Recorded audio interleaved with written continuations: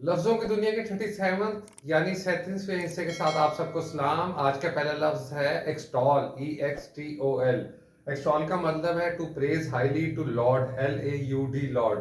तारीफ करना, तारीफों के पुल बांधना। The Chinese president extolled the virtues of Pakistan nation, यानी चाइनीज प्रेसिडेंट ने पाकिस्तान नेशन की विर्चुज, खूबियां बयान की, उसकी तारीफ की। अगला लफ्ज है जी एक्सट्रेनियस, EXTRAMEOUS। एक्सट्रेनियस एडजेक्टिव है। एडजेक्टिव है तो किसको क्वालिफाई कर रहा होगा? नाउन या प्रोनाउन को। Unnecessary, irrelevant, extra. अगर आप CSS की तैयारी कर रहे हैं और आप बहुत ज्यादा फिक्शन पढ़ने लग जाए या आपका रुख ऐसी चीजों की तरफ रहे जो इररेलेवेंट हो, तो मैं कह सकता हूँ कि आप एक्सट्रेनियस कंटेंट को पढ़ रहे हो, एक्सट्रेनियस मटेरियल को पढ़ रहे हो, एक्सट्रेनियस बुक्स को पढ़ रहे हो। यानी जो ऐसी चीज जो इररेलेवेंट हो, अननेसेसरी हो, जाहिर सी बात है ऐसी चीज रिस्पेक्टिव होगी, किसी मौजू के साथ होगी, किसी कॉन्टेक्स्ट के साथ होगी। अगला लफ्ज है जी एक्सट्रैपुलेट, EXTRAPOLATE।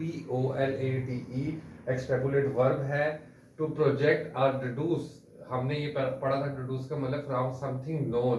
डिडूस का मतलब होता है इन्फर करना। इन्फर करने का मतलब होता है उर्दू में इस्तदलाल। आप कोई नतीजा निकालना।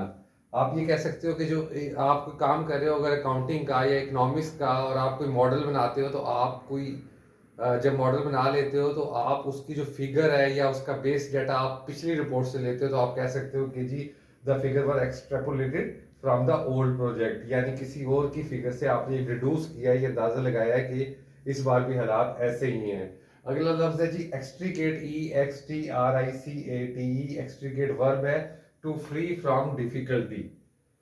अगर आप ऑफिस के अंदर ड्यूटी से अपने आप को एक्सट्रीकेट कर लेते हो, तो हम कह सकते हैं कि you extricated yourself from the official duties. यानी अपने आप को बरूज जमा करने की कोशिश करना, काम से जी चुराना, दी गई असाइनमेंट से जी चुराना, या कोई मुश्किल काम देखकर उससे पीछे हटना, तो यू आर एक्सट्रीकेटिंग एक्चुअली। अगला लफ्ज है एक्सट्रोवर्ट, एक्सट्रोवर्ट, EXTROVERT। नाउन है, आपने अक्सर सुना होगा ये लफ्ज एक्सट्रोवर्ट। इसका अपोजिट होता है इंट्रोवर्ट। एक्सट्रोवर्ट वो बंदा होता है जो ओपन होता है, जो आउट गोइंग होता है, जो सोशली एट ईज होता है, जो हर किसी से गुफ्तगू शुरू कर लेता है, जिससे परवाह नहीं होती, जो ज्यादा से ज्यादा अपनी जात के से बाहर सोचता है, दूसरों के मुतालिक सोचता है, अपना बिजनेस के हवाले से कम सोचता है, दूसरों की जात में दिलचस्पी लेता है। ऐसे शख्स को हम एक्सट्रोवर्ट कहते हैं। ये पॉजिटिव कॉनोटेशन में भी इस्तेमाल होता है, नेगेटिव कॉनोटेशन में भी इस्तेमाल होता है। अगर आप एक जरूरत से ज़्यादा एक्सट्रोवर्ट है तो वो चीज़ आपकी शख्सियत के लिए खामी की हैसियत रखेगी। और अगर आप बहुत ज़्यादा इंट्रोवर्ट है, INTROVERT इसका अपोजिट, तो इसका मतलब भी आप ठीक नहीं है। इतदाल ही हमेशा शख्सियत को मौजूद देता है और शख्सियत के अंदर तवाज़न लेके आता है। तो एक्सट्रोवर्ट कौन क्या शख्स हो गया? एक्सट्रोवर्ट वो शख्स हो गया जो सोशली एट ईज हो, जो हर जो who can easily strike up a conversation. किसी अजनबी से मिले तो फौरन गुफ्तगू का आगाज कर दे। कॉन्फिडेंट हो, बात करने के लिए उसे किसी किस्म की शर्म ना आती हो। ऐसे शख्स को एक्सट्रोवर्ट कहते हैं। इंट्रोवर्ट शख्स वो होगा जो अपनी ज़ात तक महदूद रहे, अपने अंदर रहे, ज़्यादा बात ना करे और अपनी मर्जी से बात करे, और बहुत कम लोग उसके हल्का हबाब में हो, तो इसमें दरमियानी सिचुएशन ज़्यादा बेहतर रहती है। अगला लफ्ज है एक्सल्ट, EXULT। एक्सल्ट वर्ब है, इसका मतलब टू रिजॉइस, टू सेलिब्रेट, खुशी मनाना। जिस वक्त पाकिस्तान टीम जीतती है तो वो क्या करती है? अगर वो जीते तो वो एक्सल्टिंग करती है। एक्सल्ट सेकंड फॉर्म होगी एक्सल्टेड, ED लगेगा। इसकी सेकंड फॉर्म के साथ डबल L लगेगा। ये स्पेलिंग भी ध्यान में रखती रहिएगा। स्पेलिंग की छोटी सी मिस्टेक आपको बहुत ज़्यादा नुकसान पहुंचा सकती है। अगला लफ्ज है फैब्रिकेशन, FABRICATION। नाउन है, आपने सुना होगा अ लाई, समथिंग मेड अप, या इसे इन्वेंशन भी कह सकते हैं।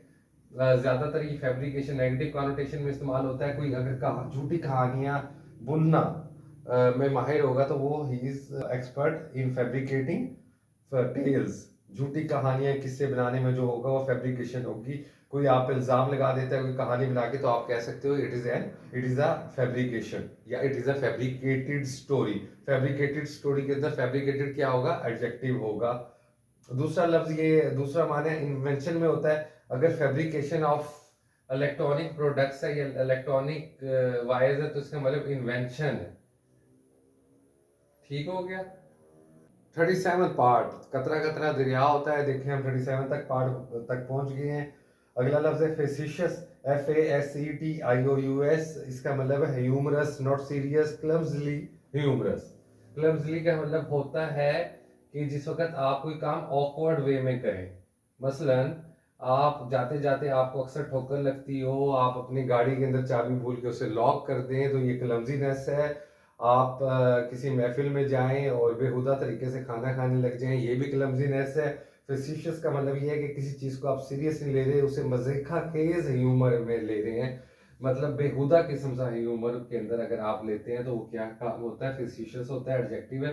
फेसिशियस रिमार्क, फेसिशियस रिमार्क का मतलब है कि अगर आप नहीं कोई बहुत सीरियस बात कर रहे हैं और उसके ऊपर कोई बेहुदा सा मजाक किया जाता है या बेहुदा सा रिमार्क दिया जाता है, कमेंट किया जाता है, अपनी राय दी जाती है, तो हम उसको कहेंगे फेसिशियस रिमार्क। 37 पार्ट यहीं पे ख़त्म होता है। कमेंट करना मत भूलिएगा, लफ्ज़ों का सफ़र जारी रखिएगा। हमारे निज़ाम तालीम के अंदर अंग्रेज़ी के ज़ुबान पे दस्तरस होना कामयाबी की बहुत बड़ी ज़मानत होता है। अल्लाह हाफिज़।